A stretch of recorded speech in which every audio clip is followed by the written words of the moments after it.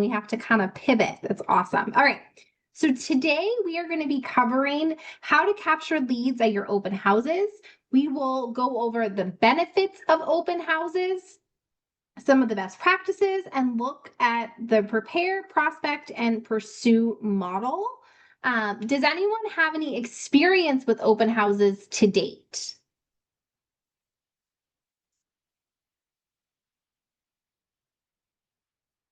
I've held quite a few open houses that have been pretty successful, and then I've also held some that have been not as successful. What do you consider a successful open house? I've had, more than 5 parties through. Folks are interested. I've captured their name, email address, phone number, had some follow-ups. There was one who came in for a second showing from the open house as well. So That's awesome. What about Donna? oh, sorry. Sorry, Donna Landry's hosted some. Drew has hosted one house twice, which happens. Very nice. All right. So, like I said, today we are going to go over open houses. By the end of this session, you will be able to describe the benefits of holding an open house, identify the best practices for holding an open house, be prepared to have an open house, and to think about, excuse me. One of the things that I recommend everyone does while you're in Ignite, if this is the first time you're taking Ignite, is to find an accountability partner for you guys going through this system, but also for your day-to-day. So I would buddy up with someone if possible in your own market center, but also to enjoy kind of doing open houses together. I don't think anyone should ever do an open house alone. So if you have someone that you can either go with that has an open house they're already doing, see if you can shadow someone. If you're the one hosting an open house, I highly recommend that you see if you can buddy up as well. All right. The 5 steps of lead generation that you're going to go through Ignite. You've already gone through generating your leads and growing your database. Tonight, we're going to talk about capturing the leads with open houses. Tomorrow night, you're going to talk about social media. And then on the following night, Friday night, you're going to talk about how you can capture more leads in other ways. So nothing else about your business will have as big of an impact as the number of leads you have. We are in a relationship business, and so part of having leads is building relationships. As a new agent, open houses are an easy, fun, and low-cost way to find buyers. Your goal in holding an open house is not only to sell the home, it is to put yourself in the path of an opportunity, the business opportunity to meet people, add to your database, set appointments, especially with interested buyers. For many agents, holding open houses is their #1 strategy to build a strong business, and it can be yours as well. Follow a proven model, and buyers and sellers will come to you. Other visitors may not be actively looking to buy or sell. Nevertheless, a memorable and favorable impression can generate referrals now and business farther down the road. Since we're talking about open houses, it is important to know that before engaging in any in-person activities, make sure that you are following your local realtor board guidelines for how we should be doing them. Some organizations have changed the way that they should do them, and I know we have people from all over the region in different states, but make sure that you're following your office policies. Okay. One of my biggest things in real estate is always talking about mindset. So we always want to check in with that. In day 1, you were introduced to the 6 personal perspectives, specifically removing your limiting beliefs. However, you may have some limiting beliefs about open houses. So we're going to dispel them right away. Does anyone have any limiting beliefs in real estate or about open houses they'd like to share?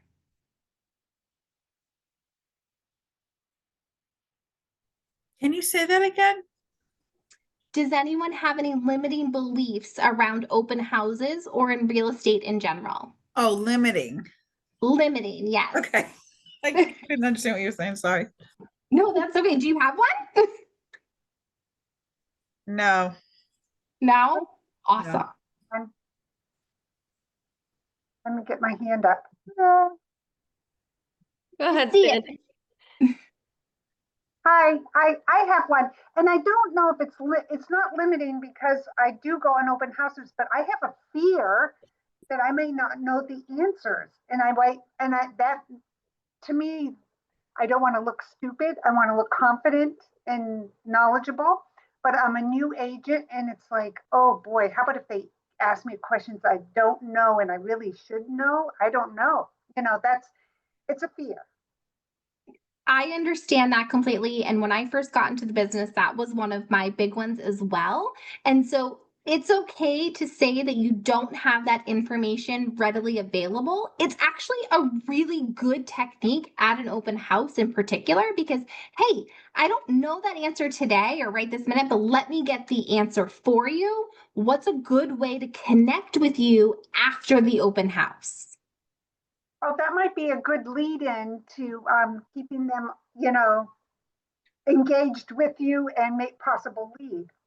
Exactly. And then it gives you the ability to get their actual contact information. Sometimes people will sign in and they don't give everything, but if they ask a question that they really want to know the answer to, they're more apt to. I've had multiple people come up and be like, let me give you the actual email address I respond to. That's where I send all of my junk email to. So this will give you the ability to be able to follow up with them and hopefully to build on the relationship that you've started at the open house. Right. Great. Yeah, that sounds great. Yeah. Use it to I your never advantage. considered it that way. So Yeah. thanks. Does anyone else have a limiting belief they want to share? Mine's Okay. not a limiting belief, but one thing I will mention is I've probably done 4 or 5 open houses, and I have never gotten a lead.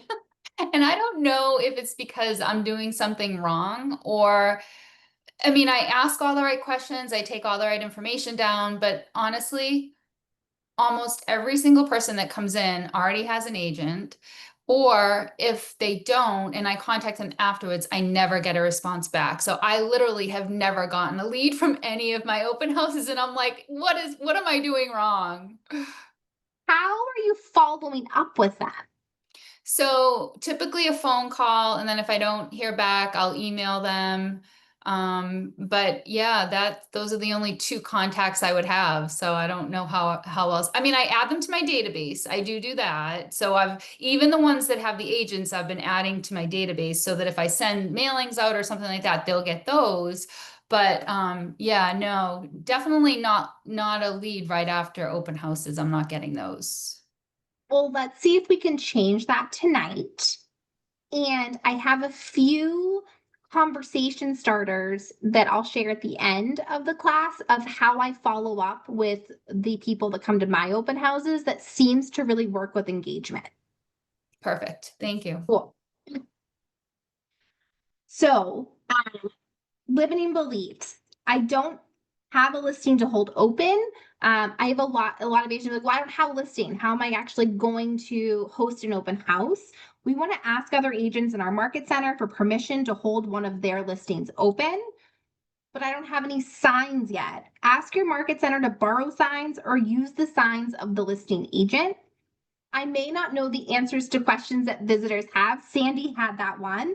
Prepare or ask if you can reach out to them at a later time, but we'll discuss more of that. Open houses don't really work because most people look online. Yes, people do look online, yet many buyers and actually walk through the open house, and they will still give you it still gives you the opportunity to meet people. We all live in New England. We know that it gets cold and it gets snowy. I love open houses houses breaks because people come out in droves, I feel like. If someone saw that a neighbor had a dumpster in the yard over the holidays and we're doing work, we have neighbors that come in because they want to see the work that was done, and it gets you in front of more people. And then another limiting belief that we hear is I won't be safe.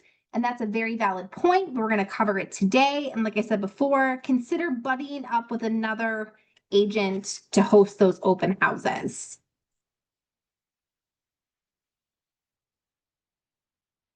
Okay.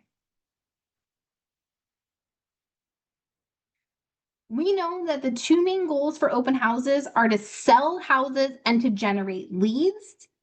But who does the open house benefit? Does anyone know?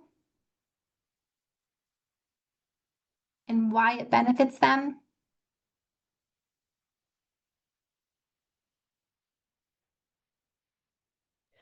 Donna Landry said the seller. Okay. Sellers for sure. It gives the sellers high exposure. It also benefits buyers to see homes without obligation, that is, without being qualified to research houses. NAR says that 51% of buyers will research homes through open houses. They'll just pop in and see what's going on. It also benefits the neighbors to see how their home compares to the listed house in the price and the condition. And it also benefits you as the agent, capturing leads of potential buyers, other sellers, future buyers and sellers. It allows you to connect with the neighborhood prior to the open house, place signs with your name throughout the neighborhood, to practice conversations, answer questions, and provide value.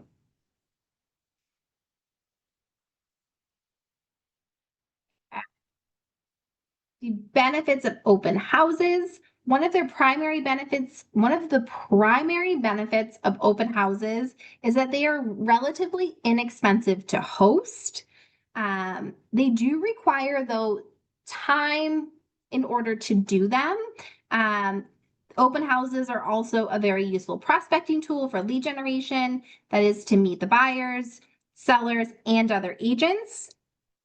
Potential clients that you are going to meet at the open house can quickly become qualified leads if you're asking the right questions, but it also gives you the ability, if someone's coming to the open house and they're bringing their agent with them, it's a good opportunity for you to network with that agent and then be able to follow up and see not only what the feedback was for the client that you're representing, but also to get a feel for what buyers are actually looking for in the market.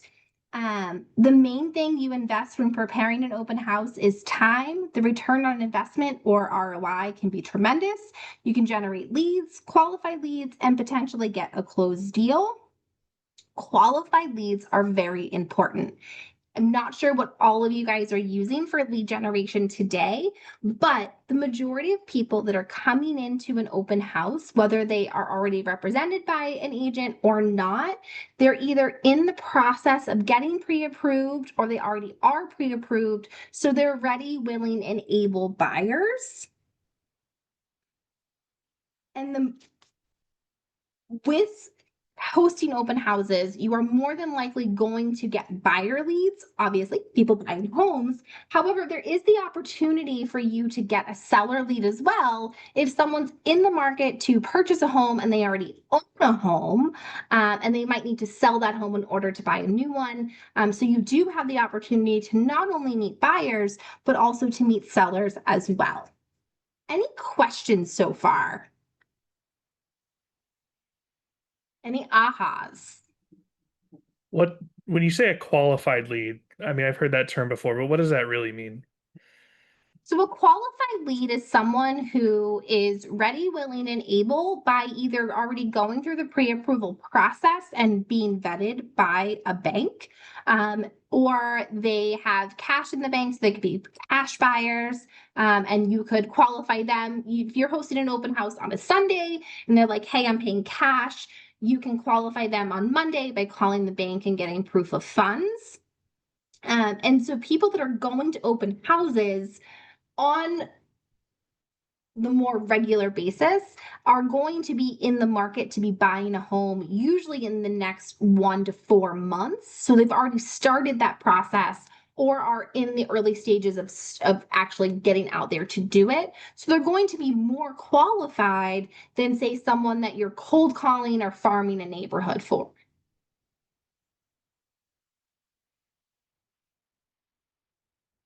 Any other ahas or questions? I had just put this in the chat, but this on a similar topic, I was listening to one of the top producers in our other office on how she runs her open houses, and she had said that sometimes potential sellers will use an open house as like an undercover interview for you, right? So they want to see in real time how what you're doing for your client, right? The effort that you're putting into everything from the little details, like how it looked when they first walk in, to the big details, how you're connecting with people, how you're kind of going above and beyond to sell that person's house, because they can then safely assume that that is the same thing that you would do for them, right? So I would just keep that in mind as well. And Sue Doyle just landed a $2.5 million listing from a buyer at an open house. So that's amazing. Congratulations. I'll That's add that awesome. uh, we bought our house in 2023 and we found our agent at another open house that he was hosting for someone else. So we had been to many open houses, very unimpressed by nearly all the agents we ran into. But then we went to his open house and things clicked. So That's awesome. One more aha. Can I just mention something that comes up in conversation a lot Absolutely. with other agents? And I think it's we're all about mind shift. I think it's a mind shift thing. Mhm. So, not that this is an everyday thing, that those buyers that came into my listing and were like, we have to have this house. Will you sell our house? So, yes, that just happened. It's not an everyday thing. I've had 6 sides come out of one open house years ago. Again, not every day. But a lot of agents will say, they may have an open house that nobody came to. And I think just years ago, I started thinking about it differently. I had thank you notes to write. I needed to work on a P&L statement. There was a couple of chapters in a new book that our fabulous productivity coach had recommended. I had a lot of things to do. And you know what? Pack up a bag and get those things done if nobody's there. They're all things you don't have 75 sheets of paper spread out. You can just tuck into a drawer or a bag if somebody comes. And I think like I hear a lot like, oh my God, open houses are such a waste of time. They don't have to be. So that's just some experience that I hope can help somebody, pack a bag prior to, bring it with you, and get a whole bunch of those things done if by chance there's nobody there. I love that, Sue. It kind of goes back to if it's, when you are using your prospecting time or you have appointments set and then someone cancels on you, having that backup to work on really helps you kind of stay consistent, and it moves your business forward without feeling like it's really wasted time. Yeah, you get all that stuff done that we push to the back burner. Yeah, I love that. All right. Okay. So we've covered why open houses are beneficial. So now let's go over some of the best practices to put in place to solidify your effort. So, like Sue said, we're going to be purposeful. Remember the 6 personal perspectives, specifically E to P. With everything we do, it's essential to be purposeful in our mindset and our actions. Before your open house, set concrete and achievable goals. For example, tell yourself your goal is to add 6 people to your database at the open house. It is important to set goals that are achievable and will require a lot of work. Setting attainable and difficult goals will help maximize the participants' return on investment. So every time I do anything in this business, whether I am helping agents in the office or I'm out doing tours myself or hosting open houses, I always have a goal, and it's like the universe works in my favor when I do. So if I'm going to go to an open house, I know 5 people are going to come through the door, or I'm going to, like this said, add 6 people into my database. I'm going to, if no one comes to the open house, my goal is to do 6 thank you notes for people that I talk to throughout the week, or I'm going to work on who I'm going to follow up with for the following week. So, what other goals could be useful to set for yourself before you host an open house?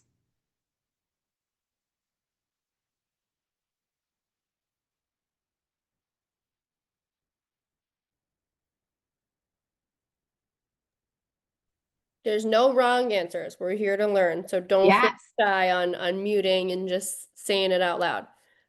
You know what's a good thing for an open house? It may be the first time that you're in the house without the sellers. I mean, Mhm. especially the first few open houses. I use that as time also to, I mean, I'm not saying you want to like get yourself buried into a basement and people could be coming in, lock the door. There's a lot of safety things that I'm sure are coming up next. But you know, if you didn't get to see absolutely everything when you're there with the sellers, go explore. Like what type of irrigation system is it? What type of, you may not have had a chance to take it all in when standing there with them. Right. Mhm. For sure. Think back to earlier in Ignite when we said the goals are not just to get appointments. Open houses are a great way to generate leads as well. Remember, we're in a relationship business, and so we have to build the relationships and we have to have conversations with people before we can ask for those appointments. And so, open houses, if we are doing them consistently, regularly, and with a good system, then we should be able to be adding into our database and having those conversations at a really high level. Yeah. Ty Hall said set a follow-up meeting with X amount of open house attendees. That's a good Love one. that. Okay. We want to think about our market numbers. Picking the house is a crucial step in the open house process. It's important to look for a great and visible location, preferably not more than 3 turns from a major road. As you prepare for the open house, you should get to know the closest shopping centers, grocery stores, architecture, and coffee shops. Remember, when you're choosing your house, you don't always have to pick the most expensive house on the market or the least expensive, but consider what price bracket is selling and the best in your market and adjust your choice of house based on this. So while we all need, if you are using open houses in your marketing to talk to sellers and say, I'm going to host open houses, we have to do that. But if we're seeing that potentially one particular price range is selling at a higher rate than another one, it might be a really good idea to put extra exposure or focus on one house that you have in that particular price range for a particular weekend and maybe do a couple extra open houses or change your marketing around that open house to make sure that you're bringing in the most amount of buyers possible for that weekend. If the goal of an open house is to generate and qualify leads, what other things should we think about before we pick the home for the open house that we're doing?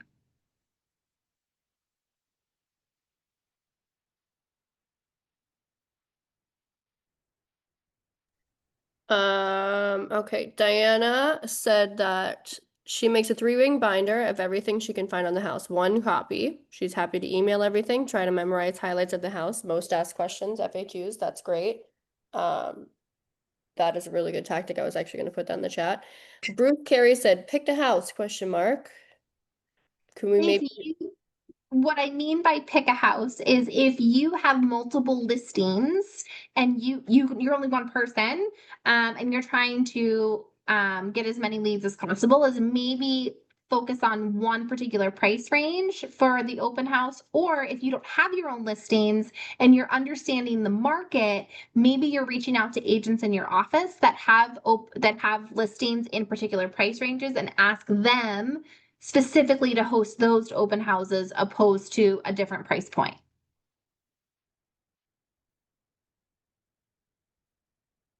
Okay.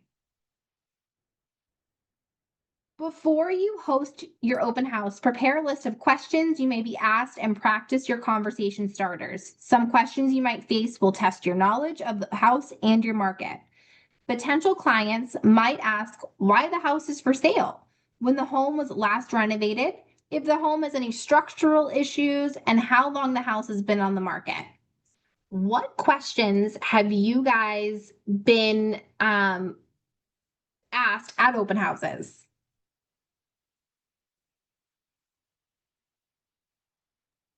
Could you put in a pool? Ooh, that's an interesting one. Diana said, where are the sellers going? Michelle's Okay. ages of the roof. Age of the roof is a good one. Ty said, where's the property line? Where's the septic tank? Those are good ones too. So very good questions. And if you don't know the answer to all of them, the answer is that's a really great question. What's a good contact phone number that I can call you back with the answers? Because I don't know that I would know all of those answers, even if it was one of my houses that I was asked all of those all at once, especially the pool one. I feel like I would just send everyone to the town or the city for that one. That was a good one. Okay. If you don't want to do an open house by yourself, which I highly recommend not, partner up with a lender or someone else in your office. That can help facilitate conversations and ask questions, especially if someone that is qualified and ready to buy, but maybe hasn't gone through the entire pre-approval process. By having your team there, your trusted lender with yourself, you guys can answer some of those questions up front and really kind of build that trust. During an open house, visitors sign in upon, best practice. During an open house, have visitors sign in upon arrival at the open house. Some agents even make this a requirement, stating it is a safety measure. I do. We need to know who is in the house and the best way to get in contact with you if we need to. You can even ask them to leave something of value with you while they tour the home, like their car keys or driver's license. Again, this is a safety measure. Explain to the open house guests that setting up a sign-in station allows them to capture leads that they can follow up with later if you have someone joining you as well. Once you have captured their contact information, you'll have plenty of opportunities to wow them with your technology and expertise after the event if you're trying to get a lender to join you or you're trying to get someone else in the field. So those are some things you can use or say to them in order to get them. Is anyone not using a sign-in sheet if you host an open house? And if not, what are you using? We do have a couple of questions. Michelle said, what if they refuse? And Sandy said, how is it a safety measure? If they refuse to sign in, I've done it both ways. I have asked them to leave and come back at a time that they can do a private showing, either with their agent or at a time that I can be with them that doesn't have a whole bunch of other people, because that's kind of a red flag in my opinion. And what was the other question? The other question was, how is it a safety measure? And then Lisbeth is also raising her hand. Yes. So it's a safety measure because unfortunately, things do sometimes go missing at open houses. So if you are representing a seller, my recommendation is to always tell them to take all of their valuables with them. We have had, not in our office, but in sister offices where people have gone into open houses and they have, we can't be everywhere. So if you have a 5,500 square foot home, you're in the living room, it's very busy. Someone walks into another room, they open up, a nightstand or something, they see jewelry, it could be taken. Unfortunately, it does happen. So safety measure is knowing who's in the home in case we have to reach out if something happens. And then Lisbeth, did you still have a question? I don't think your hand is raised anymore. Yeah, my question is, what about, they don't, Oh, you're breaking up, my friend.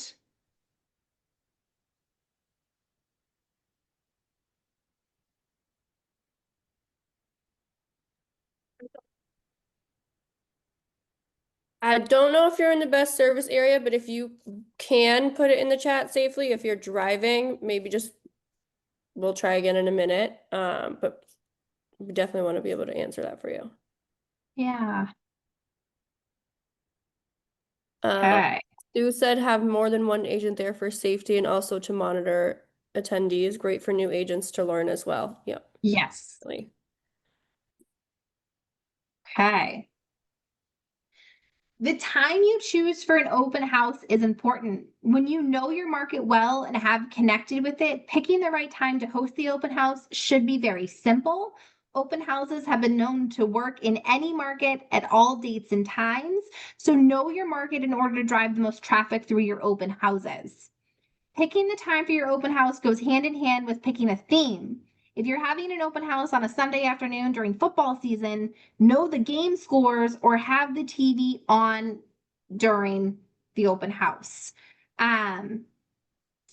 We live in Massachusetts, Aaron and I do, and for the longest time, Patriots had to be on. We would schedule open houses around when the Patriots were playing so that people could watch the game. We also have many areas here that are really close to public transportation. So we do something called a commuter open house. In some areas, not all, market dependent, but we get a lot of traffic on Thursday nights from 5 to 7, but not necessarily as much on a Sunday. So understanding where the home is and what the traffic is based on different days and times can actually help you if you're doing something and having them at high traffic times opposed to just the traditional, well, I have to do it Sunday from 2 to 4. Do Awesome. you have a question, Erin? Yeah, Lisbeth, she said, my question is that people don't disclose their real information, essentially. They'll scribble it or give you a wrong info name, number, whatever it may be. Do you have anything that you use to combat that? I know that Ty had mentioned that he takes them down himself. He writes them down. It's harder for somebody to lie to your face, which I think is a good idea. And then Michelle has a similar experience. She said that happens a lot. So do you have any advice for them on that? Yep. So I have found throughout my years that if I do a single sign-in sheet per person, instead of the big long ones that have like 10 people that can sign in on one sheet, people will give more factual information because people will copy from the person above. So if they don't have that option, someone signs in first name, half of a last name, a full email. By the time you get 6 people down, you barely get a scribble. So I do one individual sign-in sheet per person and then remove that from anyone's view. That has seemed to work really good for our team. That's great because I remember when I was doing open houses, I always just felt like I don't want other people behind me, checking in to be able to see all my information. Especially like sometimes they'd ask for your home address. I didn't feel great about that, so I love that idea. Yes, and I'm happy at the end. Erin and I are going to share our contact information. So if anyone wants to email me, I'm happy to share our template that we use for open houses for sign-in sheets. Yep. And then Cheryl said she's only been to one open house with her mentor, but thought she'd like to use a QR code instead of lugging all the boxes and paper for sign-in and also for listing info, which I know that one of our top agents, Lori Seavey, also does. They use something called Spacio. But they do have more than one agent in the house, one to kind of gauge whether that person is really going to put in their information or they're like, where is this going? I don't feel comfortable, so you can dispel any of those worries. But I think that's a pretty solid idea too. I love that. And I think that asking other agents who are producing at a high level in your office what works for them and what they really enjoy is a great tool to not only understand what other things are out there to be using, but also for what's really working in your market. And Diana said statistically are Thursdays from 5 to 7 good. It depends on where you are. So the town that I live in, for instance, is a very small town on the South Shore. And if we did a 5 to 7 open house on a Thursday, no one's going to come. If I go one town over, Thursday from 5 to 7 or even 5 to 8 is fantastic. If you go into Boston, they do 6 to 8, 5 to 7:30 open houses on a Thursday, Friday night, and there's a line out the door. So it really depends on your market individually, and that happens to work better the closer you are to public transportation. Okay. Choo. Sunday afternoons may conflict with kids' activities, but also Sunday afternoons are a really good time for open houses traditionally. So you kind of got to see what's going on. And that is also why it's really important to kind of understand what's going on in your communities as a whole. For instance, in our town this weekend, we have a 150th year celebration happening.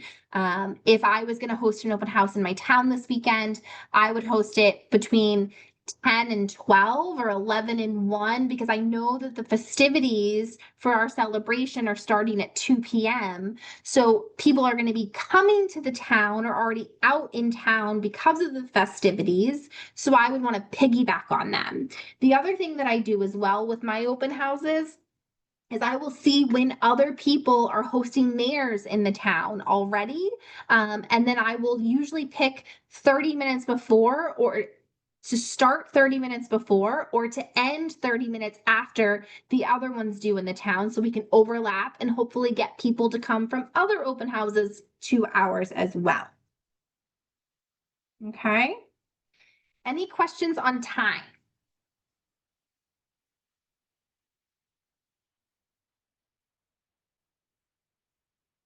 Okay. If you've been practicing connecting with and knowing your market, then gathering the neighborhood stats for your open house will be fast. We want to understand local information provided by the school district, employment information, what's going on in the community. Like I said, we have a 150th year celebration happening this Saturday in town. There's things that are posted all over town for it. And it's something that's really cool to tell people that are looking to move into the town that the town puts on events. So you want to know what traffic times look like, commuting times, if there's a really cool bakery in town, or that's local, or if something is if they do any sort of activities throughout the year or themed events, it's really good to be able to share that with people that are coming in because it shows that you're very knowledgeable, but it also gives valuable information to the prospective people that might want to buy the home.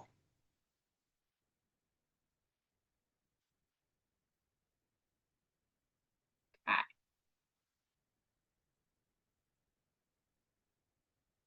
Possibly. All right. So we do want to be safe. Agent safety should be a top priority for hosting open houses because there is a risk. We want to use a buddy system, and a buddy system can mean having another person with you at the house. In addition, you should always let someone know when and where you will be. Consider you sharing your GPS location with a friend, a partner, or even your market center. Parking on the street prevents your car from being blocked in case of the need for emergency exit. When you are going into a home, my big things that I always make sure of is I know where all of my entrances and exits are. I also never go in front of anyone. So if we're going to go into the basement, even in private showings, if I'm going to go into the basement with anyone, I don't do basements, I don't do attics on the regular, but if I do, I always let them go first. If they're going to go upstairs with someone, I always let them go first. It is important to check all the entrances and exits before the open house, having a fully charged cell phone. Agents may be using their cell phones to connect with clients on applications, so a full charge is necessary for that and for safety. Always let them walk ahead of you, make sure all the lights are turned on, and then you also want to follow your market center guidelines and checklist for open houses. Any questions on safety? Diana said to know the Wi-Fi password. No, they're in there.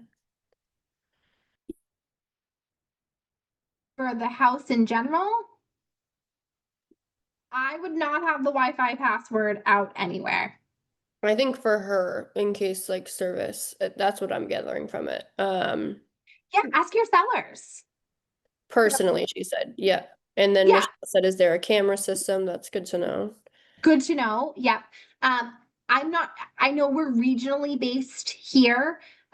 So I know in Massachusetts, we are not allowed to record anyone without them knowing. So I have had people in the past that have disconnected those cameras prior to open houses, just because they don't want to be held liable for anything. But I think it's much safer if instead of disconnecting them, you just put a notice that they are being recorded, and let people know ahead of time, like, hey, you're on candid camera type of thing.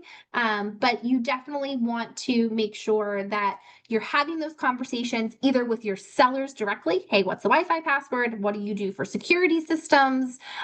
Or if you're hosting an open house for someone, having those conversations with the listing agents. I was in an open house in rural New Hampshire, and we did not have service without a password, and neither one of us knew the password. So it was just nice that there were two of us there, because if I was by myself, I would be really panicking if my phone didn't work. Yeah, that's not fun. Yeah, I always use a buddy system. I either so I'm our productivity coach, so I always bring someone in coaching or multiple people in coaching. But the best thing is bring your lender with you. They're gonna work with you together. So the buddy system for me, I think is the biggest thing, especially because you just don't know, Sandy. You don't know what you're gonna walk into. Yeah, and you get all sorts of people. All sorts of people. I had someone show up at the end of my showing, open house, I mean. It was like till 6 p.m. The guy showed up at like 6:10. And when he came in, he was kind of acting weird. I just wondered, do you let people come past the time that's kind of posted? No, I don't. Okay. I don't do that. I did that, I think, when I was first licensed. I didn't know what I didn't know.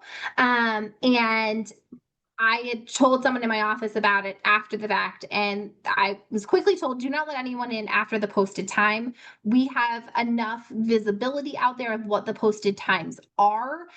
So I do not let anyone in after. I will either talk to them through the door.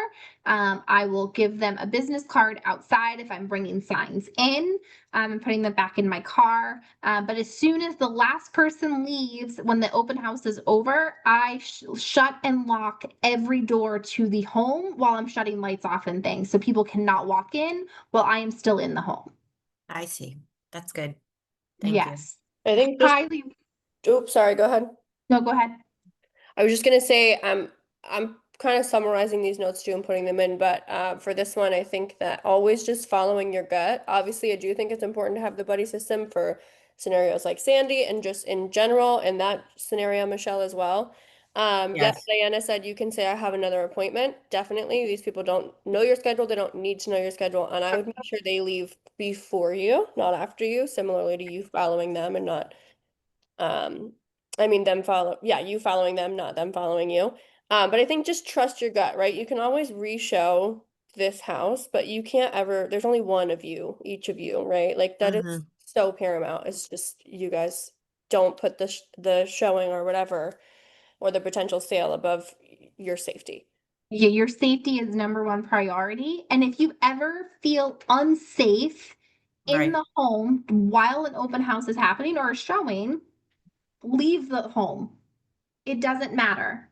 Leave the home, leave the person in the home, call 911, whatever that looks like. Like Erin said, do not ever think that the sale is more important than your safety. Mhm. Yes, thank you. I did have a girlfriend that had met me there, so thank God, because that guy was kind of he wasn't really interested in the house, it seemed like to me. So Mhm. it was a little weird. There, it takes all kinds, and you just never know. I let people know where I'm going at all times. My office has access to my calendar. So my leadership staff does. So if I'm out somewhere, they can look and see exactly where I am. My husband has access. And then also if I'm going, a lot of people know where I am. I'm gonna be hosting an open house at 123 Main Street from 10 to 12. Check in with me and see how I'm doing. Or if you don't hear from me by this time, please call such and such. So Mhm. I'll do that when I go on listing appointments as well. Sue said definitely lock all the doors except the main access door to the whole way through. It's the only way to monitor who's in and who's out. Mhm. Do you ever bring anything with you, like mace or anything like that? You have to follow your local city state ordinances of what you're allowed to have or not have. In Massachusetts, where I live, we are not allowed to carry mace without having a permit for it. So I do not have it. However, I have a nice little pink knife that sits on my key ring. Uh-huh. So Good. I do have something that is that no one, I don't think you would necessarily know what it is unless you were actively looking at it.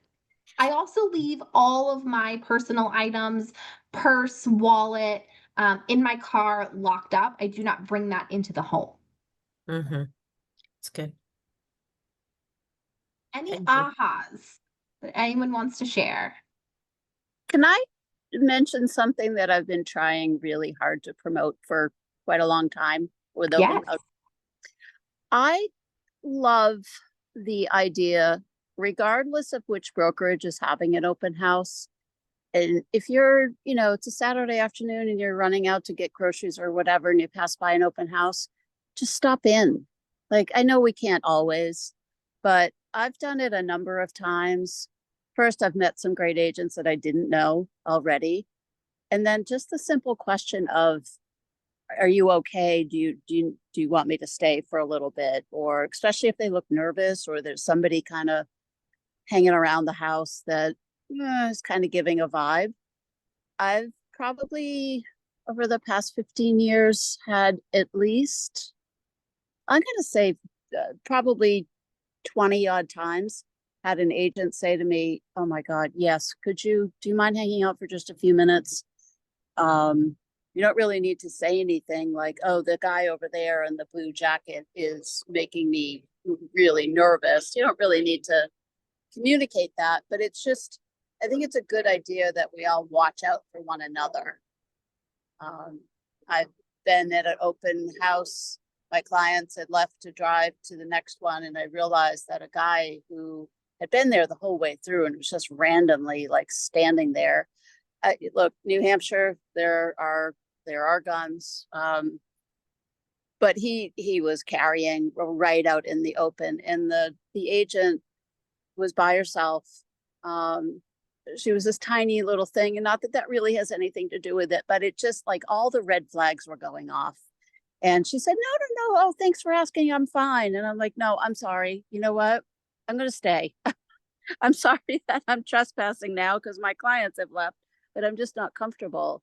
And after a few minutes, we were just chatting in the kitchen and the guy did leave, but it was a very red flag situation. And I couldn't walk off. It just felt off. So stop by other people's open houses. It doesn't, you meet them, and they'll do the same for you. I'm trying to get this to be a more popular thing because a lot of agents say, well, I can't go to somebody else's. Of course you can. I mean, if they're talking with buyers, don't interrupt, or certainly don't ask the buyers if you can help them. You know, it's their open house. Yeah, I think worst case scenario in that, Sue, is that you're learning the market. You're Right. understanding what is pricing at the price point that you're walking into. And if you, by chance you're there and you help diffuse a situation by popping in and offering assistance or just being an extra body, then I think you really helped. And so Mhm. at the end of the day, it helps everyone involved. And I love that. Yeah. And again, it doesn't need to be our brokerage. Just Mhm. whoever's having an open house could be there alone and have somebody in the house that they're not sure of. So just an idea. I try to do it as often as I can. I'd love to hear that other people are doing it as well. It might, I have these grand illusions that someday it could help the public learns that we do such things and they stop thinking that we're just victims sitting in a corner at an open house just waiting for them to do whatever they please. I know that's not going to happen, but maybe it deters a couple of people if Right. there's more than one person. So just I love that idea. thanks. Thanks for sharing. I think Yeah, Sue, I I've think had Sue that helps too, because especially new people, they don't necessarily new realtors, they don't Mhm. necessarily know what to do or not to do. So I think sometimes they have to get encouragement by others saying, you don't need to do that, or Right. so I Yep. think that's helpful. Yeah, I just am not going to go into this because you have all kinds of things to teach, but I had an experience that involved 3 different police departments and became Oh, I'm goodness. also I've also worked for state police and all of those things. So there's all of that prosecutor brain that I have. But there's so much to learn. And I'm actually going to talk to one of our agents at Portsmouth. She runs a safety class and it's amazing. And I'd love to talk to her and our leadership in Portsmouth about having her do it on a regional basis. Her That would name be is amazing. I know that we have brought in safety courses into our market centers. Mhm. And so I think that's an amazing idea. Yeah, she's an agent as well and all of that. So she shares a lot of little tips that are really, really helpful. So I'll talk to Terry and talk to leadership and see if we can maybe have her do a national or I a love that, regional. Sue. Sorry. Keep me updated on that, and we'll talk about bringing it down to our market center. Yeah, sounds good. Thank you. You're welcome. All right. So now we're going to talk about preparing, prospecting, and pursuing our clients or the people at the open houses. The difference between big and really big is how you manage your time and your focus. Back to what Sue said earlier, if no one's at an open house, make sure that you're bringing extra things to work on so that you can work on really big things and not just those big things. Okay, so we are going to remember that the goal for your open house is to get appointments with active buyers and sellers and to build those relationships. To be at your best and achieve what you've set out for yourself takes preparation. So we want to schedule preparation time during the week before your open house so that you can ensure that you capture leads and set appointments. You are going to spend more time preparing for the open house than you will be at hosting the open house itself. So we can prepare our mindset in a few ways. We can set high and achievable goals. We can remove our limiting beliefs, focus on your success, and most importantly, believe in yourself. You are the best agent to host that open house. No one else is going to host that open house better than you are. All right. We want to practice conversations We want to practice conversations for greeting people.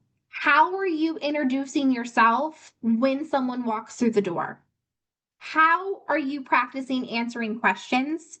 How are you practicing capturing their contact information? Are you standing at a particular point in the house before you say, hello, welcome to the open house? Can you please sign in? At what point are you interacting with someone when they've walked through? Practice all of that, role play with other people in your office before you get to the open house, because it takes away some of those nerves and those jitters, but it also helps you to do all of the mindset things. How many leads do you plan on capturing at that particular open house? How many appointments do you want to convert from that open house? Build your open house plan now and your system behind it so that you're prepared for when you walk through the door. Does anyone have a system that they use now for an open house?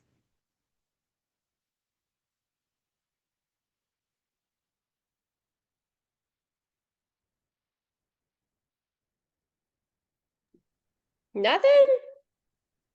No one does anything when someone walks through the door that they can share?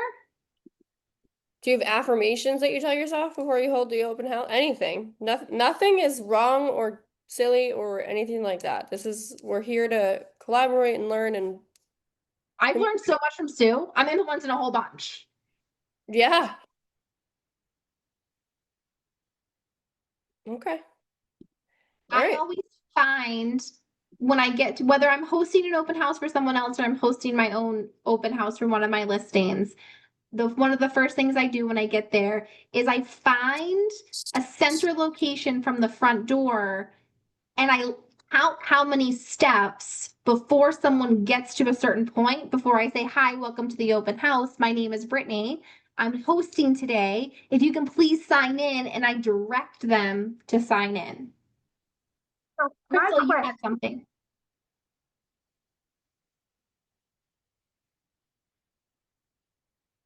this is Sandy. I have a question. Yes. Where would I think you already said it, but where would you stand during an open house? Would you be at the door? Would you be, and you said you take several steps back from the front door or the entry door. Yes. So if I am hosting an open house that the front door opens into the kitchen, I will set up at like the kitchen island or the kitchen table. If the front door walks into a hallway that then leads into like a dining room, I will set up my information in the dining room and I will stand in between like the hallway mudroom and the dining room. I usually stand 6 to 8 steps back just so that they're not walking into me opening up the door. If it's a very dead open house and I see a car pull up, I will meet them at the front door and like, hey, welcome in. I've also been known to walk outside and invite neighbors in because I'm by myself and I want people in the door. So, hey, did you guys know we're having an open house today? Why don't you come on? I'd love to show you around. Would you only leave one door for access? Because I went to an open house and they had the garage doors open. People were coming in through the garage up the basement steps and people were coming through the front door. And it was very confusing because No, so during COVID times, I would leave the front door as an entrance, and then I would use the back door or the garage door as the exit. So it was like a flow.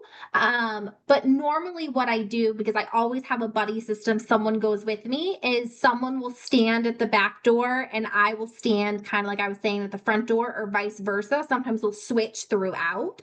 And that way we're watching both entry and exit points. Diane said she sets up waters, individually wrapped hard candies. She plugs in a candle warmer, sets up the sign-in sheet, etc.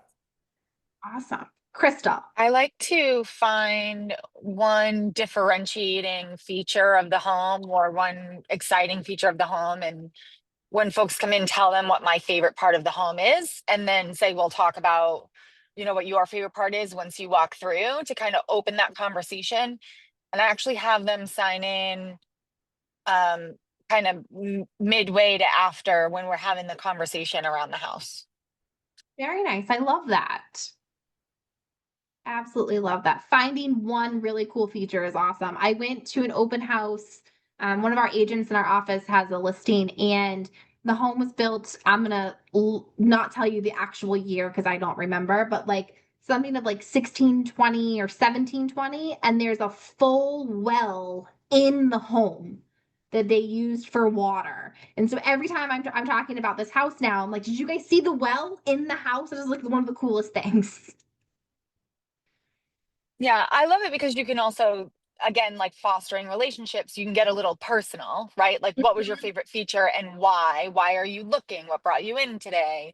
Do you know somebody who's looking? And you can get into the conversation when you tell them to find something that you're going to talk to them. Like, they know they're going into a conversation when they finish walking through.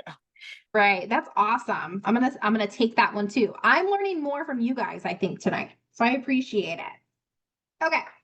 So after you've done the hard work, like picking the house you're gonna have an open house at, know the next few steps will involve maximizing potential client traffic at your open house. A lot of this will involve posting online in the days leading up to the open house. 93% of buyers use a website to find a house. So go where the people are. Post online about your open house. I create Facebook events for my open house. I love that. Creating a whole event because it gets out to more people than just in whatever the algorithm is. All right. You want to get good information from our neighbors. Door knock. Ask them, what do you love about the neighborhood? What made you decide to move to this neighborhood? I'm hosting an open house 2 doors down on Saturday. Come on by.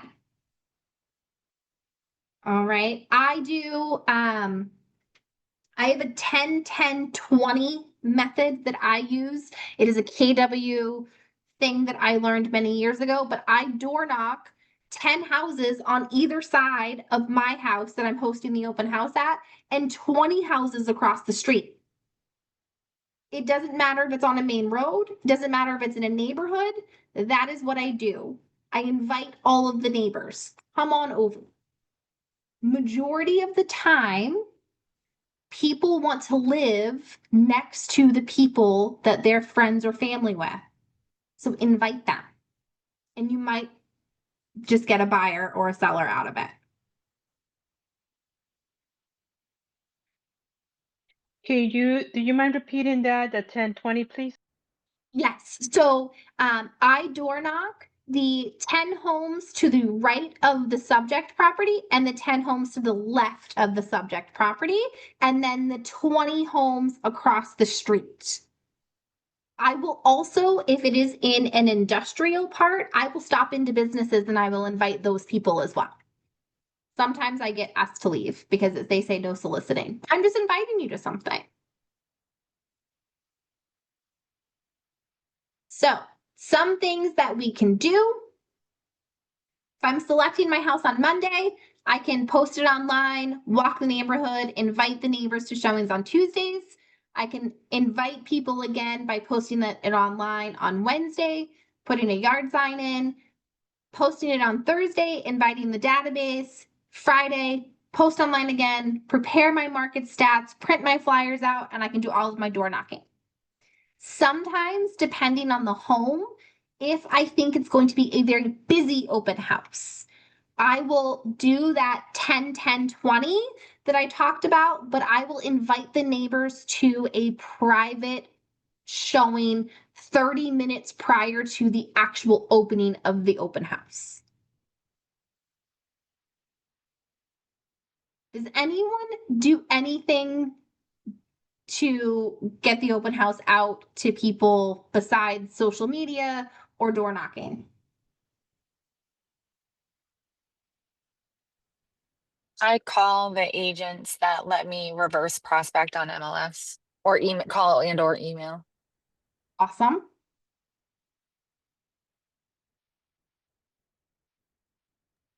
Can you expand upon that? What is reverse prospecting and what are you calling them? Like what's the purpose Where behind that? where's your market center, Drew? Bedford Metropolitan.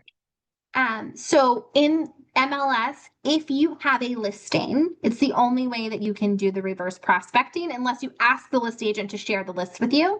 If you have a listing, there is a little like marketing button that you can click that will show every single agent in the MLS that has a potential buyer that has the criteria set for your home. So if you have a 3-bedroom, 2-bath, $500,000, 2,400 square feet in this particular town, it automatically shows them that this home is like in their criteria and it connects their agent. So it gives you the ability to email them, or you see who the agent is, you can call them and say, hey, I'm having an open house this weekend. Would love to invite your clients because I see that you have a match. It doesn't actually show the actual client's contact information, just the agents, but at least gives you a little bit of a warm, hey, you have clients, send them. Love that. Bruce Carey said that he emails other agents in his area as well. Awesome. I'm sorry, what was that called? What was it called? The reverse what? Reverse prospecting. I am not sure if Prime MLS has that. Oh, I know. Sorry. that's a great idea though. It is, yeah. That's why I asked where Drew was, because I know New Hampshire's MLS is not as user-friendly as it is here in Massachusetts.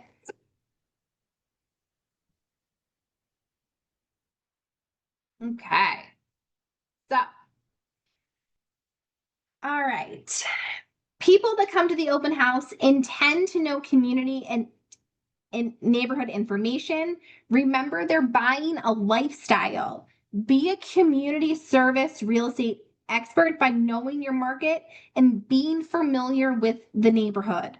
Learn the name of the park down the street and the popular restaurants in the area. Study the neighborhood history. Explore and utilize all of our KW apps to maximize your lead generation and follow up. What other things about the neighborhood might be useful to know before hosting your open house? I have a lot of homes in the Cape Cod area, so it's useful to know local beaches, if they're private or not, and if there's any kind of association, clubhouse, or anything like that. Do you pay attention to the tide charts down there as well? I do, because yes, I do. That's one of the biggest things that I get when I have homes near the water is, well, what time is high tide? So I love it. People often choose. Oh, sorry. I do get a lot of questions about trash pickup and if it's town or if you have to hire a private pickup. So typically it'd be good to know that before you're doing the open house. I love that. That's a really good one. I feel like I'm asking that question very close to closing based from the current sellers. When is trash day? How do you do it? So that's good to know ahead of time. All There's a ton to find out on an equestrian property, or like you said, with water involved, all of the lakes up here. You know, what kind of boat can you use? What kind of boat can you not use? Just how many acres is the lake? Is it a pond? Is it a lake? What's the difference? There's a lot. Oh my goodness, that does sound like a lot. Yeah. That does. Okay. To your point, recreation for the area is very important. So having to know and knowing and understanding what all of those things, especially in the boating world, is really useful. And the more that we know up front about amenities or things that are around will sometimes help if we don't know one particular thing about the house. So if someone asks when trash pickup is and you don't know, let me get that answer for you. What's a good phone number that I can call you back at the end of the day? By the way, did you know that you can have your pontoon boat out, or it allows motors, or you can only have paddle boats, or all of these things? You are still adding value into those potential leads. And so you're still gaining that trust and building that relationship.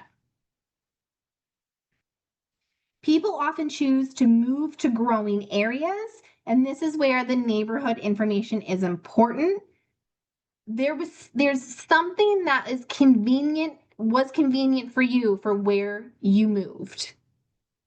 What is one thing that brought you to where you live today and you really love, and that was told to you prior to you moving there?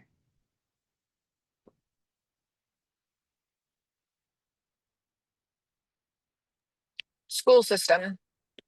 Okay.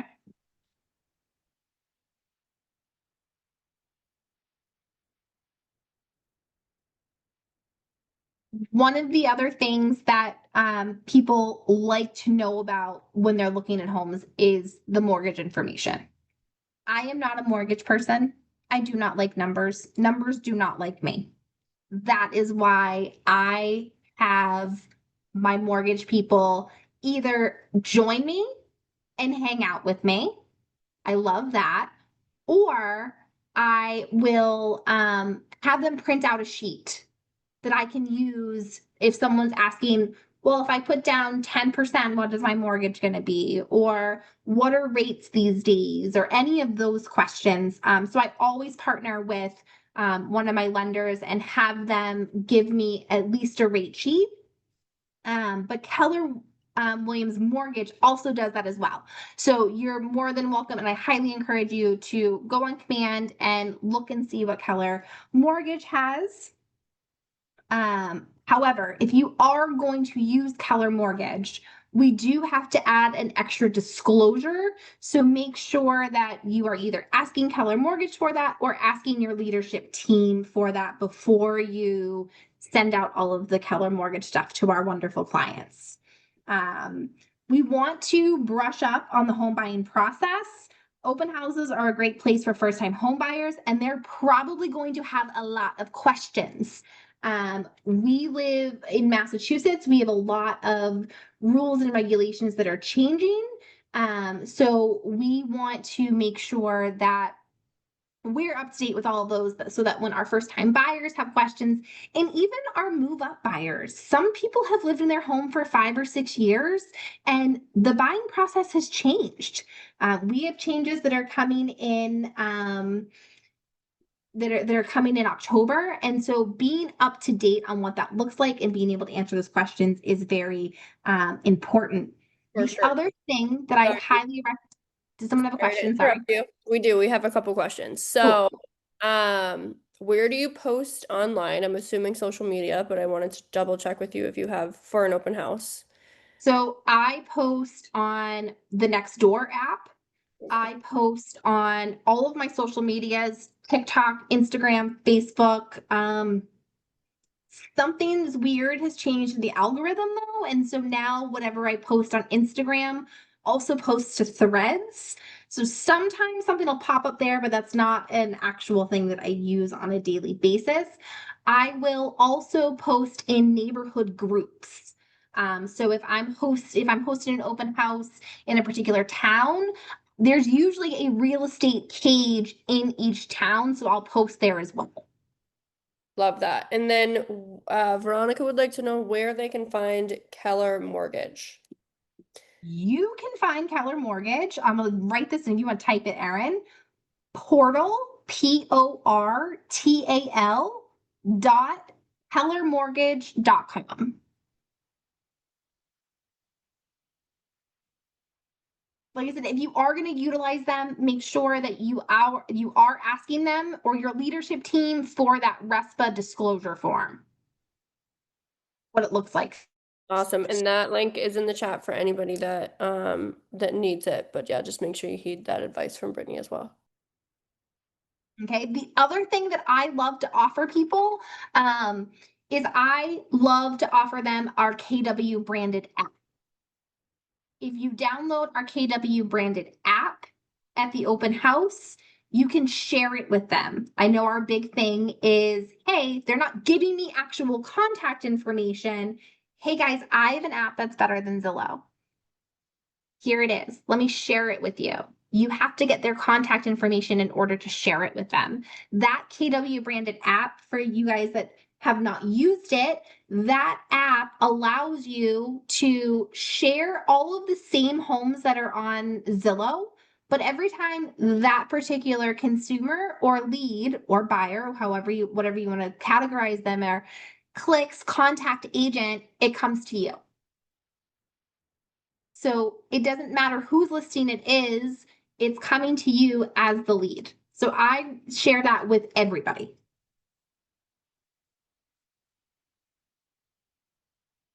Okay, you don't have to know everything there is to know about mortgage information or financing or any of that fun stuff.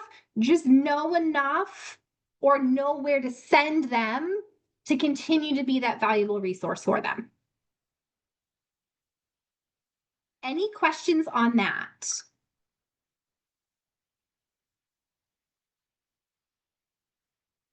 Cool. All right. If you have read the MREA, then you have heard of the leads, listing, and leverage. Open houses are all about leads, leads, and leads. An open house is a great prospecting tool that requires mostly time as an investment. And let's look at some ways that you can use an open house to prospect for leads. It allows you to build trust and rapport. You're able to provide value and you're able to capture information. In order to build trust and rapport, we want to greet everyone that comes in the door, even if they have kids. I love to welcome the children into the open house. And the way that I do that is I say hi to mom and dad. Hey, mom and dad, so nice to meet you. Please welcome in. Please sign in. Kids, go pick out the biggest room in the house for your bedroom. They love it. Come back down. Go ahead. I thought you were going to say something, Erin. I am. So that link doesn't work. Sorry. But what I did pull up is kwlens.com, and then there is a for agents sign in, which would be myagentstation.com. Is it possible that that's correct? No. Okay. So what I'm going to recommend is that at the end of this, you put both of our contact informations in, and I will reach out to Keller Mortgage in the morning for their updated link. Okay. Emails? Yes. So if you put in both you and I's email in, then I'll make sure that anyone who wants information on Keller Mortgage, email myself and Erin, and I will get you updated information of how to reach out to them in the morning. I'm sorry, the link did not work. Yes, sorry. I'm going to put our emails on there right now. So if everybody wants to just jot them down, we'll get that fixed for you. Perfect. Thank you. All right. So ask our visitors, what brought you in today? Are you looking for a home in this neighborhood or in this price range? Have you been looking at other houses? Would you like to know more about the market or this neighborhood? What do you like about this house that I may share with others? We want to be positive. We want to be upbeat. Remember, clients are thinking about their futures and lifestyles. Be a positive force in their imagination. It's important that we meet clients where they are. If visitors don't feel like they don't seem like they want to engage with you, match their energy. Let it be.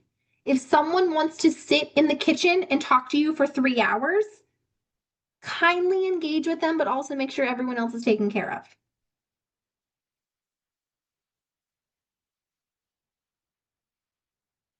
Any questions on building trust and rapport?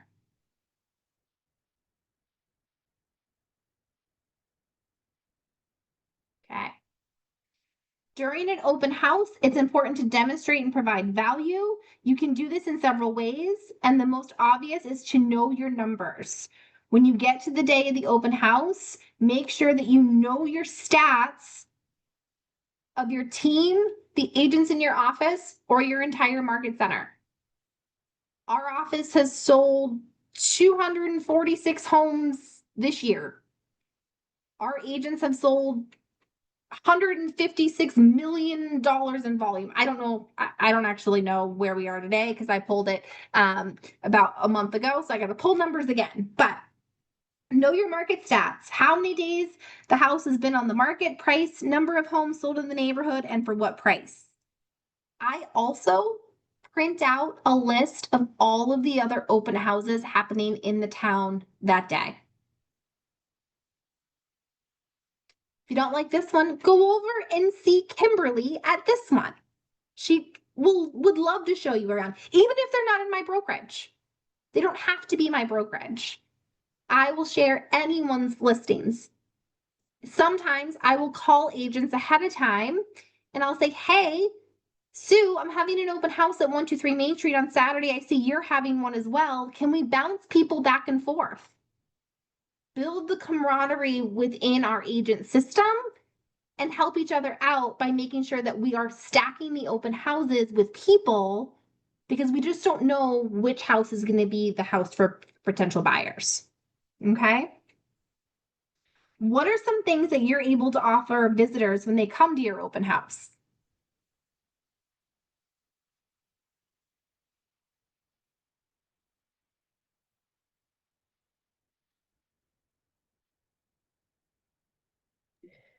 Drew said cookies. Love cookies. One of my favorites for sure. Yes. They're just excuse me, that they're just comfortable. You know, it's not rushed through, which is hard if there are a number of people, but I think just engaging at a high level with people makes them comfortable, and asking good questions. I and love that. seeing- And just matching up what the house offers, the neighborhood offers, and what they're looking for is usually like 98% of it, I think. The other thing that I love to recommend too is partnering with local businesses. If you want to have cookies, partner with a local bakery that's in the area of that open house. And that way you're supporting a small business, but you're also being able to add value and show what the potential buyer might be able to utilize in town. Veronica had mentioned a good point. She said she only brings water to avoid any responsibilities. So using a local baker, right? Even if they do the individual cookies or the tray, they typically put any sort of allergy disclosures on their things because to avoid liability for them as well. So you can do that. Michelle had said bring a plant, music, and conversation, and Melinda said property disclosure document, snacks, inviting environment, and community information, which are all great things. Love all of that. I always have those like Erin said, the individually packed cookies and things like that. And I don't normally let people eat them in the house unless we're in the kitchen. I feel like there's a lot of people that are really respectful of that. And they'll take them kind of on the way out. But I try to stay away from people eating in the home if possible. And no one of our agents does branded goodie bags, essentially. So he has a card and or his face or sticker somewhere on there, and it's like a goodie bag that they can take with them when they come or go. I do coloring sheets for the kids without the crayons. Love that. See, I have kids, so that would be important. And Drew Nichols dropped a shameless plug, which I love, for his electronic candles. So everybody can check that out. I love that. No shame in that game at all. Send me an email. I'm very curious. Okay. So we want to capture information and qualify those leads. So we want to have a sign-in sheet. We want to use commands.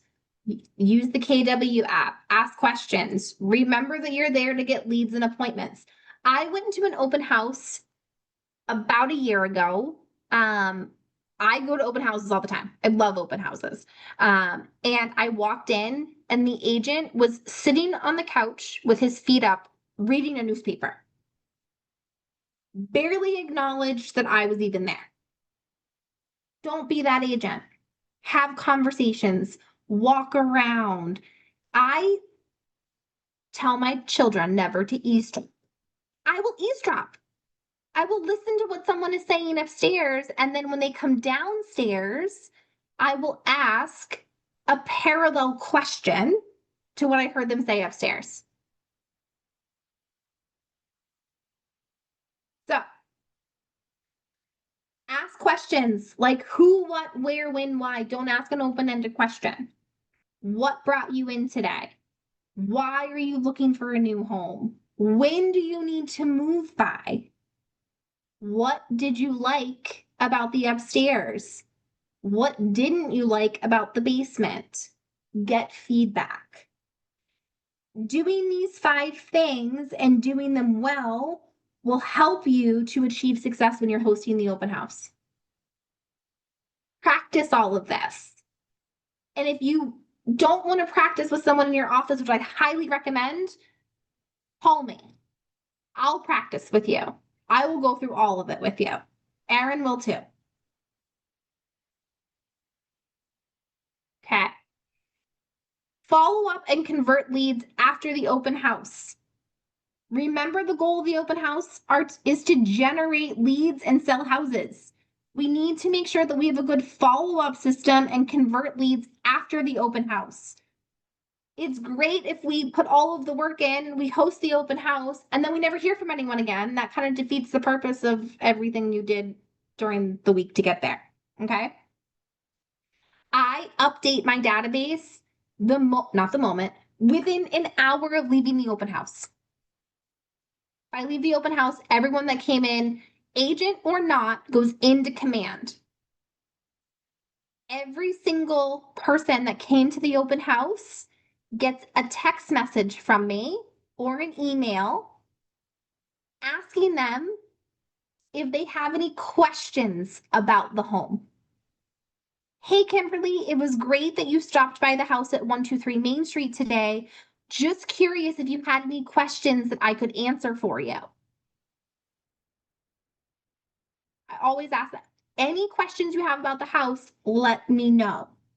Do you do that even if you're not the listing agent? Yes. Okay. I do. And I do that because if it's a buyer, maybe they're not working with someone, right? So even if I have to go back to the listing agent and get follow-up questions answered, I'm still working on behalf of someone else, right? And then if it's another agent, I'm building the relationship so that hopefully they'll think of me the next time that they need something or they have a particular buyer or seller they're trying to help, that I was a good asset. And if I need something from them in the future, I'm just building that relationship. So I will send it to agents and I will send it to, hey, Kimberly, your clients, and I will name the clients that came through. Your client, Erin, came to my open house today at 123 Main Street. Just curious if she had any questions that I could answer for her. 24 hours later, I will then reach out again. So my open house is on Sunday. Sunday night, they're getting that text from me. Monday, my follow-up is, hey, Kimberly, it was great meeting you at the open house yesterday at 123 Main Street. Do you have any feedback from the showing that I can give back to the sellers?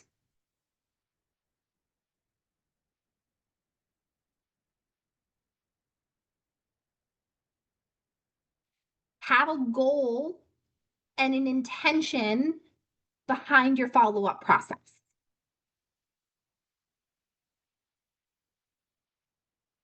Any questions on that? We did have a question on the KW app. I am responding with the link in Connect, KW within command that has that, but So if anybody else has questions about that, it is in there. You can also go, if you go to your app store, you can download it right from your app store. There are 2 KW apps, but the one that you want, it literally just says KW on it. I'm afraid to show you all what's on my computer, what's on my screen here, but it literally just says KW in red. It's white, it's a white background. The KW command is a red background. We cannot see that. I'm sorry? We did not see that. Could you Oh. show again? Let me see if I can get it. Erin, if I text you a picture, can you upload it and put it into the chat? I don't know if that works. Or you just write down the Yeah, name so of it's KW, red KW, white background for the KW app. That's not command. Command is KW in white with a red background. I would also just get super familiar with KW Command in general. It's so much easier to start your career using Command as your CRM and kind of your go-to. There's Command and then there's Connect up at the top. Connect is where you can find all of the information about like literally everything. So if you type in at the top of Connect, KW app, right? It brings up like 4 or 5 articles on it, how-tos, guides, things like that. Start using that now, because if you build a database and then try to go back and reverse engineer that, it's going to be a lot more hectic for you. So build your database within Command. There's a reason it's there. Use it for sure. And get with your market center on how best practices on that stuff as well, and keep plugging into stuff like this too. Is it the one? Yes, that one, Veronica. Yeah. Okay. Yep. Because So I if you- have Go ahead. I have command. Yeah, I already have command and Pinergy. So this is a different one, yeah. That's a different one. That is the Zillow-like app. So if you log into that with your command login information, there's a little button that says share the app, and that is what you can share out to all the people in your database or people that you meet at open houses. Once they download it, then every time they click on a listing, it will show you as the agent. Good. Yes. I like it. And we don't have to pay Zillow for it, because I don't want to pay Zillow for any leads. So utilize this. Zillow just steal from us. Yes, exactly. So this is how we compete with Zillow, and it goes right to you. Yeah. Did we have other questions, Erin? Michelle had said do that even if they have their own agent, which I think you answered shortly after that. Michelle, if that's still a question that you have, please do let me know. Okay.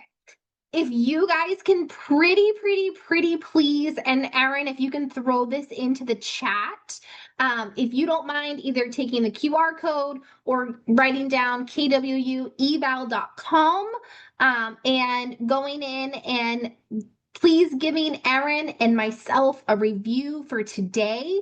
I am going to be working on getting certified for KW, so this would greatly help. Erin, it is kwueval.com. It is session 7 of Ignite. I'll leave this up for a minute, and I would greatly appreciate it. All right, that is in the chat. Make sure you tell them to never ever have us on again. No, I'm just kidding. Hopefully this was useful for you guys. It was so fun to get together with you all. And definitely, I know a couple of you have already sent us emails, which is great. This, like we said earlier, is all about community and people and relationships. So stay in touch. We're not done yet, though. You're not allowed to leave yet. Yeah, well, no, correct. We still have 20 minutes. Let's Yeah, stop I can- now, because if yeah, I we can gave leave this to you at the end, here's sales tactic, guys. Okay? Sales tactic. If I gave this to you at the end of my presentation, you guys would go, it's 8 p.m., I'm done. So give your hook at the open house while they're walking through, not at the end. Does anyone else need this information, or can I keep going? I have a question. Yes.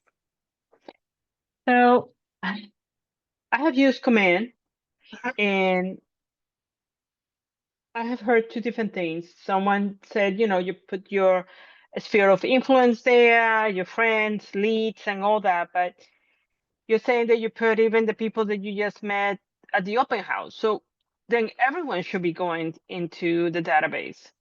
I put every single person in the database that I have had a conversation with. That Okay. means if I've had a conversation with someone in a Facebook DM, they go in. If I've met someone at an open house, they go in. Agents are in my database. And the big thing with that is they are tagged in different ways. So understand how you're tagging people so that when you're reaching out to them in other areas, you're doing it with the right segment of people that you're trying to reach. Okay. Thank you. That makes You're welcome. sense. Every single person I meet, if I go to a restaurant and I get even just a phone number, I put them in. It doesn't have to be that we have every single bit of contact information, just one particular way to reach out to them. But I do not put people in that I cold call, that don't answer, or that I haven't actually connected with in some way. Okay. If you guys do not know about KW Cares is a 501(c) nonprofit dedicated to serving Keller Williams Realty Associates and their qualifying family members experience hardship as a result of sudden emergency. You don't ever know if you are going to need this. It is the easiest way in your opportunity. I almost dated myself with KW because we had a different system before. But you can do this right in your opportunity when you're putting in your commissions, and you can donate a couple dollars.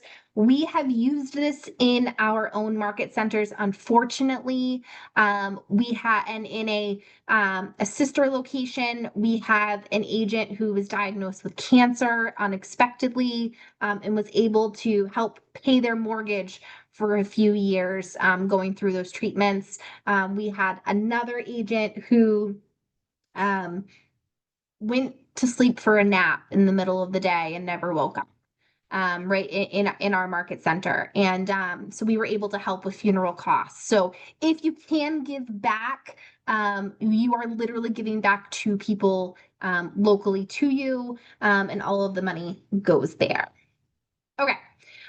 If you have not heard about KW Next Gen, this is one of our organizations that was founded by Gary Keller, to help young entrepreneurs under 30 who are looking to grow in our industry and other industries as well. They offer self-development events, free coaching, and scholarships. All right. Your homework, if you choose to accept it, is to ask someone in your market center or your own listing to host an open house. I challenge every single one of you. It is Tuesday to reach out and see if you can host an open house this weekend for someone. And if you need help figuring out how to ask someone in your office, call me. I will walk you through how to ask them. Yes, Miss Kimberly. Oh, I was just gonna say I have one Saturday, so wish me luck. Awesome. Where is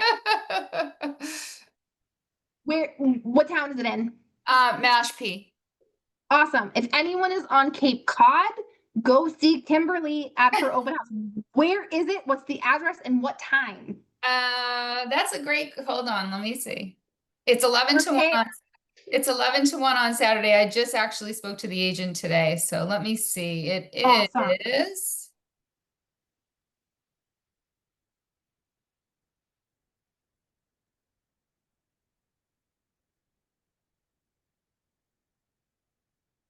Oh, she didn't give me the address. Okay, now your homework is to figure out where you're hosting an open house in Mashpee from 11 to 1 on Saturday. You know what's funny is I already printed out my things. Hold on 1 second. I'll tell everybody. I got it right here. I already have my bag ready to go. I love that. It is 42 Beechwood Drive, Mashpee. Awesome. Everyone stop by and see Kimberly. It's on Saturday. I would if I wasn't going to be on vacation. I really would. I'm so sorry. But let me know your next one and I'll swing by. Okay. Okay. Kimberly, I'm putting you on the spot. So thank you for playing with me for a second. I appreciate it. What is your goal for people to come to the open house? And how many people are you going to add to your database on Saturday? So I just did one over the weekend and I had on Sunday and I had actually 16 sets of people. It probably totaled about 50 people. So Okay. my goal is to talk to that many people again. It's a big Awesome. number, but this is priced, it's a second reduction in price. So I have a feeling it's going to be busy. So Awesome. my goal is to talk to 50 people. Whether Great. it's realtors, families that come in. I mean, that's kind of my goal. So, and hopefully, like I said, I'm going to take some of what you said tonight.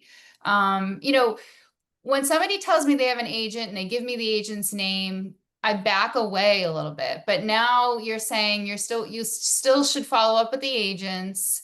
Out of the 16 sets of people that came Sunday, only one set did not have an agent. So I only was able to really touch base with one person, or one family. So it's kind of like, that's what I mean. It seems like every time I do one, everybody that comes in already has an agent. And I've gone to that next step and saying, who's your agent? Let me get their information and I can, follow up with them. But yeah, so that's kind of. I'm never going to tell you to cross a picket line. If someone's working with an agent, I, to a back away. Yeah. Just because that's my thing. I'm never going to cross anything for anyone. However, if we're not asking the question, have you signed an agreement with that agent? That agent they wrote down might be their ex-sister-in-law. Mm-hmm. They're just putting a name down. So by following up with them and getting clarifying information, hey, do you have any questions about the home? Do you have any feedback for the sellers? Have you signed an agreement with your agent that you wrote down? And then also reaching out to the agent themselves. I've had agents go, I don't know who that client is. Oh, okay. Well, great. I'm glad that I refreshed your memory, that you're really using your CRM system. Fantastic. Or I've just found an opportunity because someone isn't really saying what they're actually doing. Can I also just do from an outside perspective, right? Do you mind if I jump in for a sec? Yes. Right. I don't mind. Mindset. She's like, yes, I absolutely mind. Please mute. I'll jump in actually. I think from a mindset perspective, right, I think all of us, a lot of us need to have a little bit of a shift in that way, right? Because we are kind of a microwave society. We do really love instant gratification. However, even if every single person that walked through that open house has a buyer, they probably know someone who doesn't. So I wouldn't not put any time into them, right? Still put in time to be like, that's amazing. Get the agent information, make them feel like so loved on, right? And connect with them in some way, because that's going to generate referrals, right? Maybe you did something or made them feel a certain way that their current agent didn't, and they're still going to use that agent, but that doesn't mean that they're necessarily going to refer to that agent, right? They could refer to you. So that's business down the line. And then also that one family that was unrepresented, that's one more lead and one more referral source that you had for free, essentially, right? Whatever money that you put into the open house, but that's going towards the cost of the sale, right? Or if you're shadowing someone, then it's honestly completely free that you didn't have before, right? So like I think going into it with the purpose of making connections and adding anybody to your database, right? Like even just like, hey, I have a neighborhood watch list for this neighborhood. If you buy, I'd love to add you to it so you can know what's going on around you. Things like that are going to get you referral business. Referrals are like always what you should have in mind, because I think when you go into anything for the referrals and for the connections, everything else you do is automatically going to be better and more leveled up in order to get them to refer to you. Does that make sense? Okay. Piggyback on Erin, I'll share what I thought was a fail, which has turned into something. So I hosted an open house about 2 years ago, height of all of the fun, and through COVID. And I met a young couple and I showed them 2 houses and I didn't sign anything. I'm going to be honest, I didn't. I probably should have. And they had already had a lender they were working with, and they quickly realized that they did not have enough money to purchase a home in what they wanted. And so I cut ties with them, and I did not follow up. They were not, I did not do my job effectively. I'm out to lunch about 3 months ago, and I get a text. Thank God Apple saves texts from years and years and years, because it's literally like, hey, Brittany, hope all is well. So we've been working with a different agent and we don't like her. And so we want to come back and we want to work with you. And we want to go back to the other lender that we were pre-approved with when we were working with you, because we used the referral from the other agent and we're just not happy. And I was like, you didn't tell me who you are and you're not saved in my phone. I have no clue who you are. And I have to scroll through like 2 years ago text messages to figure out who this person is. Signed an agreement with me right away, jumped on a buyer consultation, reconnected. It was amazing because I met her at an open house. And then I showed her a couple things. Their price is their budget's very low for this market. And it turned out really well just in reconnecting. Couldn't find them anything. And then the husband just got relocated to Maine for a job. And so I was able to reconnect with them, show them a couple houses, add value. And then she called me and she was like, hey, I really appreciate everything you've done. We have to move. And I was like, oh my goodness, now I'm out of a sale. But I was like, where are you moving in Maine? And she told me, and I was like, I have a great agent in Maine. My team is there.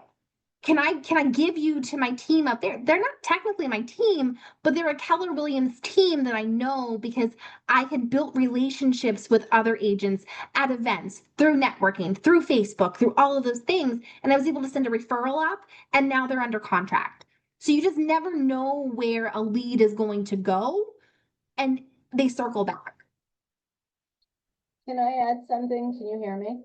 Absolutely, Janice. So I'm a little more experienced in open houses. And so even though someone tells me they're working with an agent, I will always say, oh, who is it you're working with? I may know them. Well, many times the buyer may not even really have an agent, and they say that to distract you.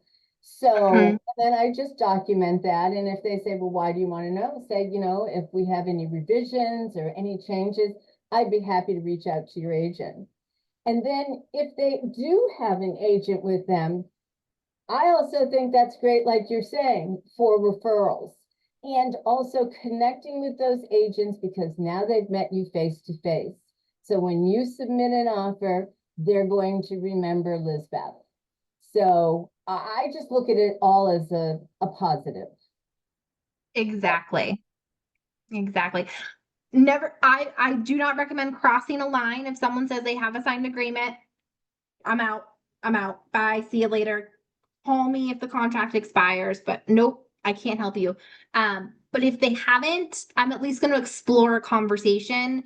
Remember, we're going to seek to understand. I want to understand where they are.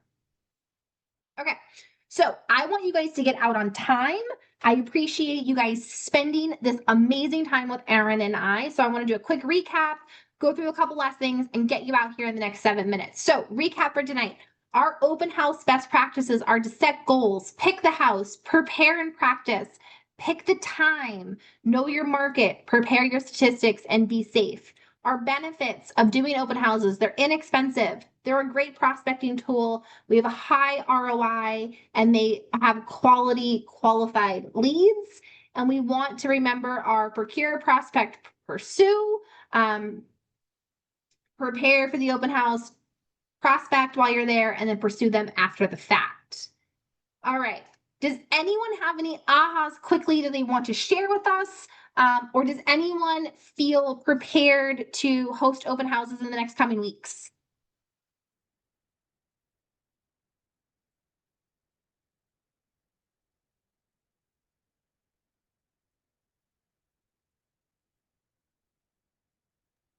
All right, we failed. No, I'm kidding.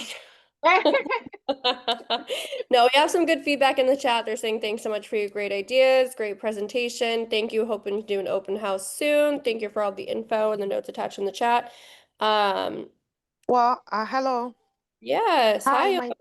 My name is Yolande. I want to, my aha is all the tips about the open house, the time, like, how to set up your show time, how to put your information right when you are at the open house. I haven't been doing that. And all the information, meaning whether a customer has an agent or not, and insisting to really to collect the information about the agent, because most of the people that show up at the open house, sometimes they say that they have an agent, but from what I heard today, I should insist or like find a way to, okay, please, if you do have an agent, what is his or her name, or what's the company name, just to make sure, because it seems like it's a distraction, as you said. So thank you. You're welcome. There's a lot of people that want the sign-in sheet. So if I'm gonna put our emails in the chat Yeah, so if again. you guys want the sign-in sheets, email me and Erin, and I will get them out to you. I will get them to you by tomorrow morning. Awesome. So I just put our emails in the chat again. It's kind of all throughout the chat, but their most recent one is at the bottom. Thank you all for spending your evenings with us and for the nice words in this chat. That is so kind. Happy to meet you all. Before I let you guys leave, if you've been doing Ignite, we're gonna run through this real quick. Okay. If you've been doing Ignite this far, you do know and understand that there is a second part of Ignite. That is our success system, where we ask that you implement what you learned today over homework of 2 hours. If we do Ignite in person, we do a full 5-hour session. We trust that you are going to do your success system by yourself tomorrow with a partner.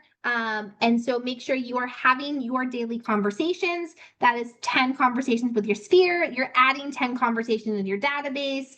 You are doing 10 handwritten notes, and you're utilizing your 10-5-1 social media engagement. Okay, that's all going to lead to your appointments, which leads to your agreements, which leads to your closings. All right, make sure you are following TCPA guidelines. If you need any help with that, please email me. And then this is just a wonderful affirmation we love. I engage every conversation in the spirit of contribution, and people are happy to be in a relationship with me. You deserve every client that comes to you and then some. You are the only agent that can help all of your clients, and you guys are the agents for open houses. I appreciate every single one of you. Erin, thank you for joining me this evening. Our information is in the chat. If you have any other questions about this or any other thing in Ignite, we are here to help you and want you guys to succeed always. Awesome. Thank you guys so much. And thank you for having me, Brittany. Thanks for asking. Anytime. Thank you guys. Good night. Good night.